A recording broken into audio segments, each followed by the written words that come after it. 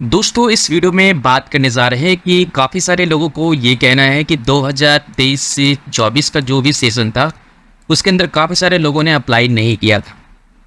Time to time application के अंदर भी चेंजेस देखने को मिला था, डेट एक्सटेंड हुआ था कि भाई इतना से इतना तक आप अप्लाई कर लें। पर बहुत सारे ऐसे लोग हैं जो अभी तक सो रहे हैं और उनको अब जाके शायद हो सकता है पता चला होगा कि 2023 से लेकर 24 के अंदर अप्लाई किया जा सकता है। काफ़ी सारे लोगों ने सवाल किया है कि भैया 2023 से 24 के अंदर हम अप्लाई कर सकते हैं कि नहीं। अभी फ़िलहाल हम ई-क्लैन के ऑफिशियल पोर्टल पे हैं और इसके बारे में जानकारी देने वाले हैं, आखिर ये एप्लीकेशन ओपन है या फिर नहीं, अप्लाई कर पाएंगे कि नहीं कर पाएंगे, या फिर 2024 के अंदर आपको अप्लाई करना होगा, यानी 2024 से 25 के अंदर। ठीक है, तो इस वीडियो में दोस्तों बने रहे, वीडियो आपके लिए बहुत ही इंपॉर्टेंट होने वाली है। और जिन लोगों का 2023 से 24 का एप्लीकेशन कंटिन्यू चल रहा है, रीसबमिट चल रहा है और अभी तक फाइनल डबल अप्रूवल तक नहीं पहुंचा है, और जिसका भी पहुंच चुका है उसको अभी तक फंड नहीं मिला है, इस वीडियो में कंप्लीट जानकारी देने वाले हैं। शुरू से लेकर अंत तक इस वीडियो में बने रहे। काफ़ी सारे लोगों के यहाँ पर समस्या ये भी आ रही है रिन्यूअल एप्लीकेशन फॉर्म के लिए। तो दोस्तों जिसका भी फाइनल डबल अप्रूवल हो गया होगा वो उन्हीं का एप्लीकेशन के अंदर आपको दिखाई देगा। जब आप लॉगिन करोगे उसी के अंदर दिखाई देगा, वहाँ पे आपको रिन्यूअल एप्लीकेशन फॉर्म भरने का 2024 से 25 का ऑप्शन दिखाई देता है, जिसका भी डबल अप्रूवल हो चुका होगा। जिसका नहीं हुआ होगा वो वहाँ पर ऑप्शन दिखाई नहीं देगा। ठीक है, अब ऐसे कंडीशन में हम यहाँ पर दोस्तों देख लेते हैं।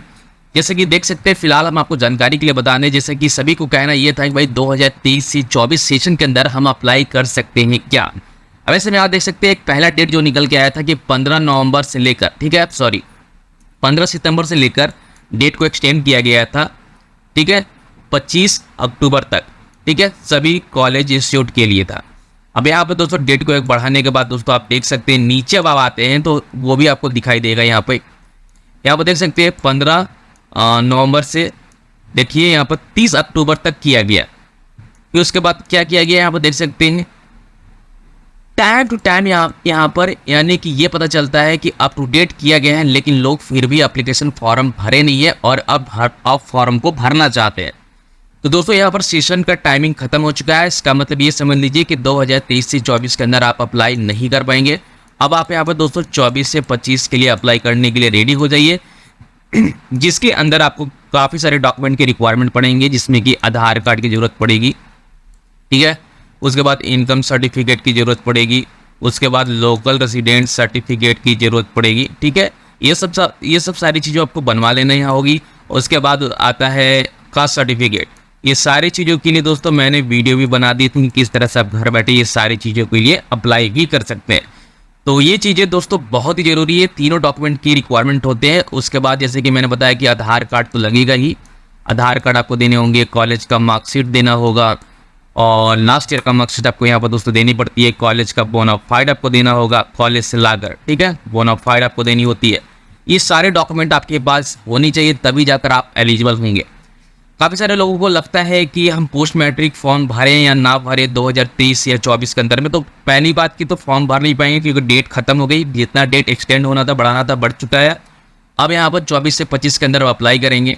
काफ़ी सारे लोगों को लगता है कि प्री मैट्रिक के लिए एलिजिबल है कि नहीं। देखो प्री मैट्रिक के अंदर में भी सेम डॉक्यूमेंट लगता है, बट वो 1 क्लास से लेकर 10 क्लास के लिए प्री मैट्रिक होता है। काफ़ी सारे लोग कन्फ्यूज भी होते हैं कि यहाँ पर देखो समझो कि 1 क्लास से लेकर 10 क्लास के बीच में प्री मैट्रिक होता है, इसको प्री मैट्रिक हम लोग बोलते हैं, ठीक है, और पोस्ट मैट्रिक उनके लिए बोलते हैं जो 11 क्लास से लेकर ग्रेजुएशन लेवल तक होता है, उसको हम लोग पोस्ट मैट्रिक बोलते हैं, ठीक है। जो हम लोग कंटिन्यू हम लोग इस पर अप्लाई करते आ रहे हैं, अप्लाई भी कर चुके हैं 2023 के लिए, 2023-24 के अंदर। अब 2024 से 25 के लिए भी हमने अप्लाई करके दिखा दिया किस तरह से आप रिन्यूअल फॉर्म भर सकते हैं या फिर फ्री सब्मिटेशन भी भर सकते हैं। अब यहाँ पर काफ़ी सारे लोगों को सवाल होगा कि हम इस पर कैसे अप्लाई कर सकते हैं फ्रेश एप्लीकेशन के लिए 2024 से 25 के लिए। हमने इसके ऊपर दोस्तों कम्प्लीटली डेडिकेटेड वीडियो बना रखी है, डिस्क्रिप्शन पार्ट जरूर चेकआउट कर लीजिएगा। 24 से 25 के लिए हमने या तो फ्रेश एप्लीकेशन भी अप्लाई करके दिखा चुका हूँ, दूसरा रिन्यूअल एप्लीकेशन भी हमने फिल करके बता रखा है। आपको वीडियो के डिस्क्रिप्शन पार्ट में वीडियो की लिंक आपको मिल जाएंगी, एक बार जरूर चेकआउट कर लीजिएगा। क्या क्या डॉक्यूमेंट लगेगा वो भी चीज़ें हमने वीडियो में बता दिया। रिन्यूअल फॉर्म भरने वक्त क्या क्या डॉक्यूमेंट लगेगा, फ्रेश एप्लीकेशन फॉर्म भरने वक्त क्या क्या डॉक्यूमेंट लगेगा, वो हमने सारी चीज़ें बता रखी है। डिस्क्रिप्शन पार्ट जरूर चेकआउट आप कर लीजिएगा। दोस्तों अब यहाँ पर समस्या आ रहा है 2023 से 24 का पैसा। बहुत सारे लोगों को पैसा अब तक बैंक खाते में आ चुका है और यहाँ पे दोस्तों लगभग देखा जाए 2030 के अंदर किसी किसी का रीसबमिट है जो कि अभी तक उनका प्रोसेस नहीं हुआ है, तो इनका प्रोसेस अभी फिलहाल बढ़ेगा भी नहीं। दूसरी चीज़ कि इसके अंदर यानी 2030 से 24 के अंदर किसी का डीएलसी में पेंडिंग पड़ा हुआ है लेकिन एप्लीकेशन पेंडिंग में नहीं है, वो उनका क्या होगा कि नवंबर महीने में आखिरी तक डबल अप्रूवल हो जाएगा, क्योंकि सारे त्यौहार खत्म हो चुके हैं। बस आचार्य संहिता लगा हुआ है विधानसभा चुनाव के चलते, तो वो भी 23 या भी 25 नवंबर तक वो भी ख़त्म हो जाएगा और बचा 5-6 जो भी 4-5 दिन बच रहे हैं पूरे नवंबर ख़त्म होने में, तो उस टाइम के दौरान में हालांकि धीरे धीरे काम तो होना शुरू होगा फिर से। बट यहाँ पर दोस्तों ये से समझ लीजिए कि जिसका अभी डीएलसी में फंसा हुआ है 4 महीना 5 महीने से फंसा हुआ, वो उसको वेट करना है, क्योंकि वेट करने के अलावा कुछ भी नहीं है। ध्यान रखिए आपका डीबीटी आधार से होना चाहिए। अगर आप भाई सरकारी पैसा लेने जा रहे हैं तो आपका डीबीटी लिंक होना चाहिए। आधार से आपका लिंक नहीं रहेगा तो आप पैसा कैसे रिसीव करोगे। दूसरा चीज़, जिसका भी डीएलसी के बाद डबल अप्रूवल हुआ है 1 महीने के अंदर में या फिर 2 दिन पहले हुआ होगा, किसी का 4 दिन पहले भी हुआ होगा, ऐसे में उनको देख लेना है कि आधार डीबीटी लिंक है कि नहीं, क्योंकि उनको सिर्फ अब कुछ नहीं करना है। आपकी एप्लीकेशन में कोई अब छेड़छाड़ हो ही नहीं सकता है। जहाँ जाना था एप्लीकेशन चला गया है अपने लास्ट स्टेज तक। आपको देख लेना है कि आपका बैंक बिल्कुल ओके है कि नहीं, आपका आधार सेटिंग ओके है कि नहीं, आपका बैंक अकाउंट केवाईसी ओके है कि नहीं, यानी चालू खाता है कि नहीं। लेन देन करते रहिए, उसमें 1-2 रुपये डाल के देखते रहिएगा कि हाँ भैया खाता आपका चालू है। ये नहीं कि आपका स्कॉलरशिप के लिए अकाउंट खुला है तो भैया स्कॉलरशिप के लिए रखें, बाद में पता चल रहा है कि आपका बैंक अकाउंट भी बंद है, उसमें आपका रिफ्लेक्ट भी नहीं हो रहा है। तो ये सब चीज़ों को ध्यान रखिए। तो ये तो बात हो गई 2023 से 24 के अंदर कि भैया रीसबमिट वाले का प्रॉब्लम कब सॉल्व होगा। तो आपका प्रॉब्लम बहुत ही लास्ट में सॉल्व होगा, जहाँ तक मैं देख पा रहा हूँ।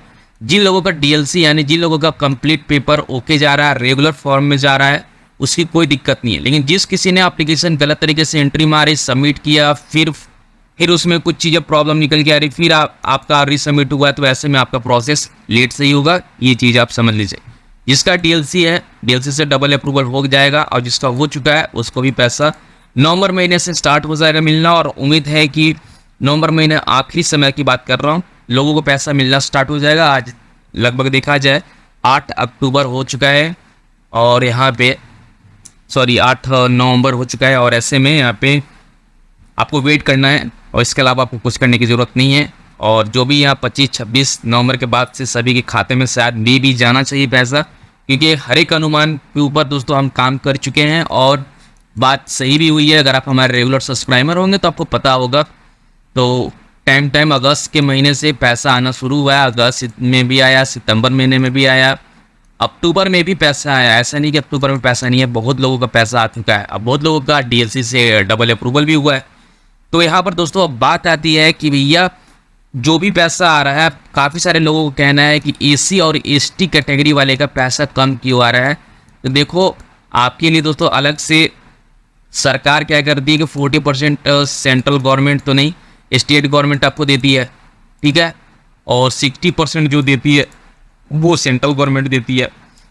लोगों को लगभग 40% सभी को पैसा मिल चुका है। लेकिन बात आती है यहाँ पर 60%, और दूसरा कि जब 60% मिले या फिर 40% मिले, वो कम पैसा ओबीसी की कैटेगरी के मुकाबले क्यों मिल रहा है। तो भैया इसकी कोई अपडेट नहीं है, आप जाकर अपने कॉलेज में जाके संस्थान में पता करें।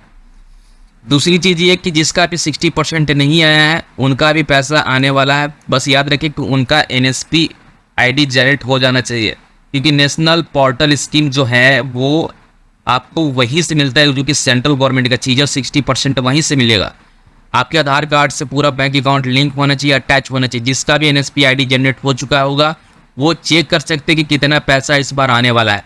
इसके ऊपर भी मैंने डेडिकेटेड वीडियो दोस्तों बना रखी थी, डिस्क्रिप्शन पार्ट, अगर आप तक अभी तक नहीं चेक किया तो भाई जरूर चेक कर लीजिएगा।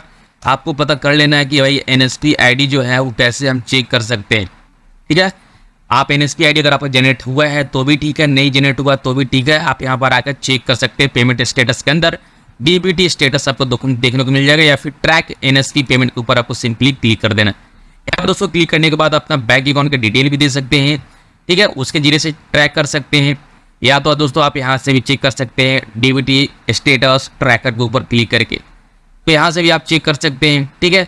यहाँ पर अपना देख लेना है कौन सा एनएसपी है, क्या है, तो यहाँ से आप NSP चूज कर लेंगे और आपके सामने जो भी DBT है वैलिडेट आपके यहाँ पर कर लेंगे। एप्लीकेशन नंबर आप डाल लेंगे जो भी आपकी NSP ID होगी, या फिर बेनिफिशियरी कोड डाल सकते हैं। उसके बाद ये कैप्चा यहाँ फिल करके सर्च करके आप देख पाएंगे कि कितना आपकी 60% आने वाली, इससे आपका मालूम हो जाता है कि पैसा कितना आने वाला है। तो दोस्तों इस तरह से आप PMFS के साइट से भी आप बड़े आसानी से चेक कर सकते हैं। तो दोस्तों उम्मीद करते हैं आपके सारे सवालों का जवाब हमने इस वीडियो में दे रखा है।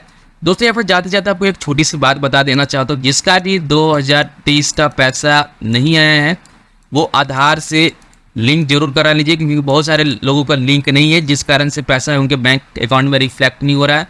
दूसरी चीज़, यदि सबमिट वाला जो प्रॉब्लम आ रहा है वो फिलहाल ऐसे ही चलेगा, उनका कोई प्रोसेस अभी नहीं होगी जहाँ तक मैं समझ रहा हूँ। जिसका भी DLC है उसका DLC से डबल अप्रूवल हो जाएगा, और जिसका भी डबल अप्रूवल हो चुका है उसका पैसा नवंबर महीने के आखिरी वीक से देखने को मिलेगा। अब यह दोस्तों जिसका भी 2023 से 24 के लिए सोच रहे थे अप्लाई करने के लिए बेस एप्लीकेशन, अब वो अक्टूबर खत्म हो गया, यानी कि 30 अक्टूबर लास्ट डेट था। लास्ट डेट बढ़ाया गया था कि लास्ट डेट तक आप फॉर्म भर लें, लेकिन लोगों ने भरा नहीं है। तो यार 2023 से 24 के अंदर आप फ्रेश एप्लीकेशन फॉर्म नहीं भर सकते हैं, ऐसे आप समझ लीजिए। उसके बाद दोस्तों आपको ये बता दें यहाँ पर जाते जाते कि 2024 से 25 के अंदर जिसका भी रिन्यूअल फॉर्म भरना है उसके लिए दोस्तों मैंने अलग से वीडियो बना रखी है, डिस्क्रिप्शन पार्ट जरूर चेकआउट कर लीजिएगा। जिस किसी ने भी दोस्तों कॉलेज में कोई परिवर्तन नहीं किया है, या फिर आपने जैसे कि कॉलेज हो गया या फिर कोई कोर्स हो गया, तो ऐसे में अगर आपने यस करके आगे प्रोसेस किया होगा और अप्लाई किया होगा, तो ऐसे कंडीशन में उन लोगों के एप्लीकेशन में प्रॉब्लम देखने का मिल रहा है, तो ये टाइम टू टाइम ठीक हो जाएगा आगे चल के। लेकिन जिस किसी ने भी दोस्तों आप यस करके अप्लाई कर दिया होगा, पूरा डिटेल फॉर्म भर चुके होंगे फ्रेश की तरह, तो ऐसे में आपको बता देना चाहते हैं जो भी यस करते हैं उनका एप्लीकेशन फ्रेश के रूप में फॉर्म भराएगा, इस बात को याद रखें। बट इसका मतलब ये नहीं कि आपको फ्रेश भरना है, रिन्यूअल एप्लीकेशन फॉर्म भरना है। और कुछ दिन पहले एप्लीकेशन के अंदर ये पूरा काम चल रहा था, साइट के ऊपर काम चल रहा था ई-कल्याण पोर्टल का, लगभग देखने को मिलेगा आपका साइट कुछ ना कुछ अभी भी गड़बड़ दोस्तों देखने को मिलेंगे। या तो आपकी एप्लीकेशन स्टेटस चेक करने में दिक्कत होगी, या फिर 2023 का पैसा आपको दिखाई नहीं देगा, या फिर एप्लीकेशन स्टेटस चेक नहीं कर पाएंगे। 2024 का 25 का दिखेगा, पर 24 से 25 के बाद फिर नहीं दिखेगा, उससे पहले का डिटेल नहीं दिखेगा। तो साइट के ऊपर कहीं ना कहीं काम चल रहा है, तो ये आपको टेंशन लेने वाली बात नहीं है। अगर आपने सिर्फ यस करके अप्लाई ऑनलाइन किया बट फॉर्म में कोई भी चीज़ें आपने फिल नहीं किया है, कहीं भी कुछ भी सबमिट नहीं किया है, तो आपको कोई दिक्कत वाली बात नहीं, आगे चल के ये रिन्यूअल ऑप्शन आ जाएगा। लेकिन जिस किसी ने दोस्तों फ्रेश एप्लीकेशन भर दिया है, अगर आप यस करते तो इसका मतलब ये होता है कि अगर आप कॉलेज में भी चेंजेस कर रहे हैं या फिर कोर्स में चेंजेस कर रहे हैं, यानी कोर्स में कोई बदलाव किए हैं, दूसरा कोर्स ले लिए या फिर कॉलेज ट्रांसफर करा लिए, तो उसके लिए यहाँ पर दोस्तों यस या नो में ऑप्शन था। अब ऐसे में यस आपने किया होगा तो दोस्तों फ्रेश ही एप्लीकेशन फॉर्म भराएगा, क्योंकि आप दूसरे कॉलेज में या फिर दूसरे अपना स्टेटस चेंज कर रहे हैं कोर्स को लेकर या फिर कॉलेज को लेकर, ठीक है। जब आप चेंज कर रहे होते हैं तो आपको फ्रेश एप्लीकेशन ही भरना पड़ेगा 2024-25 के अंदर। बट आपके केस में ऐसा कुछ नहीं है, गलती से आपने यस कर दिया है तो आपको रिन्यूअल फॉर्म नहीं भरा के आपका वहाँ पर आपको फ्रेश आपको दिखाई दे रहा होगा। और ये सारी चीज़ डिटेल 10th 12 क्या है, आपने क्या पढ़ा लिखा है, वो फ्रेश एप्लीकेशन जैसे फॉर्म भरे होंगे फर्स्ट टाइम 2023 से 24 के अंदर में, वैसे ही आपको सेम चीज़ें भरने के लिए खुद से बोला जाता है, क्योंकि आपने यहाँ पर कॉलेज चेंज किया होगा तभी आपको भरना है, अदरवाइज आपको नहीं भरना है। अगर आपने नहीं भरा होगा, सबमिट नहीं किया होगा, तब तो आपके लिए ठीक है। आगे चलकर एप्लीकेशन में कोई अपडेट आएगी, और अपडेट जैसी आती है मैं इसके ऊपर वीडियो बना दूंगा। बट ऐसा समझिए जिस किसी ने भी सबमिट किया उसके लिए दोस्तों आगे चलकर दिक्कत हो सकता है। बाकी उम्मीद करते हैं वीडियो आपको काफ़ी पसंद आया होगा। वीडियो पसंद आया हो तो वीडियो को लाइक एंड शेयर जरूर करिएगा। मिलते हैं किसी नेक्स्ट इंटरेस्टिंग वीडियो में, तब तक के लिए goodbye and take care दोस्तों।